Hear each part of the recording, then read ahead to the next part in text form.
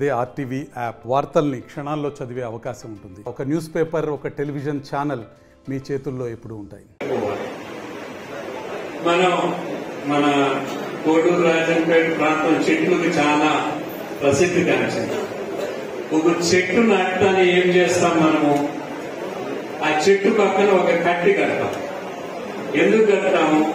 ఆ చెట్టు పడిపోకుండా ఉండేది. ఆ చెట్టు కొంచెం పెద్దదైతే ఆ కట్టి తీసేస్తాం. మన పరిస్థితి ఎట్లుందంటే ఆ కట్టి తీసేసే పరిస్థితి లేకుండా పోయింది.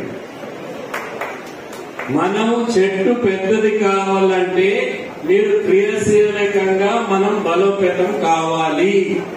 మన ఏర్లు లోపలికి పోయి ఆ చెట్టు నిలుస్తుంది.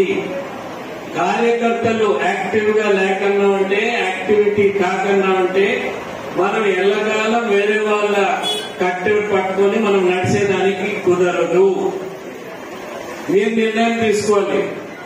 కార్యకర్తలందరూ కూడా వేరే వాళ్ళ సపోర్ట్ తో మనం నడుస్తామా, మనంతకు మనము ఎదిగి మన రాష్ట్ర ప్రభుత్వం బీజేపీ వచ్చే విధంగా చేస్తామా అనేది మీ అంతకు మీరు నిర్ణయం తీసుకోవాలి.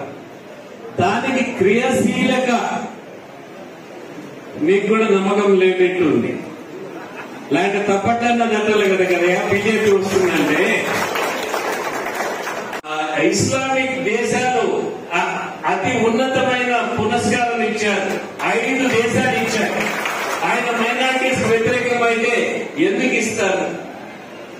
ఈ ఇతర పార్టీలు ఏదైతే అపోహ సృష్టిస్తున్నారో అది నమ్మే పరిస్థితిలో ఉన్నారు మైనారిటీస్. అందుకని ఆ నమ్మకం పోగొట్టే విధంగా మెంబర్స్ ని, ఎక్కువ మందిని వారిని బలోపేతం చేసుకుని మన పార్టీలో చేర్చుకునే విధంగా చేయాల్సిన అవసరం ఉంది. మైనారిటీస్ నుంచి వచ్చింది.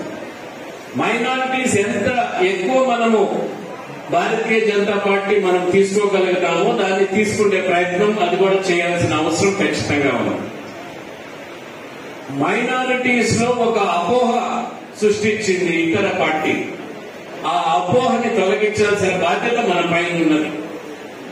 నరేంద్ర మోడీ గారి నాయకత్వంలో చాలా బ్రహ్మాండంగా మైనారిటీస్ చేస్తున్నారు. అది మనం ప్రజల్లోకి తీసుకొని పోవాల్సిన అవసరం ఉంది. అంశాలు ప్రాముఖ్యత ఉండదు. కేవలం దేశభక్తి, దేశం ముందరుండాలి, దేశం ముందరికి పోవాలని చెప్పే కార్యక్రమంలో మైనారిటీస్ మన భారతీయ జనతా పార్టీ ఉంటుంది. అది ముందర పెట్టుకొని మనం ముందరకు పోవాల్సిన అవసరం ఖచ్చితంగా ఉందని తెలియజేస్తూ నేను మరిన్ని వీడియోస్ కోసం ఛానల్ ని సబ్స్క్రైబ్ చేయండి. లేటెస్ట్ అప్డేట్స్ కోసం వాట్సాప్ ఛానల్ ని ఫాలో చేయండి. అండ్ లింక్ డిస్క్రిప్షన్ లో ఉంది.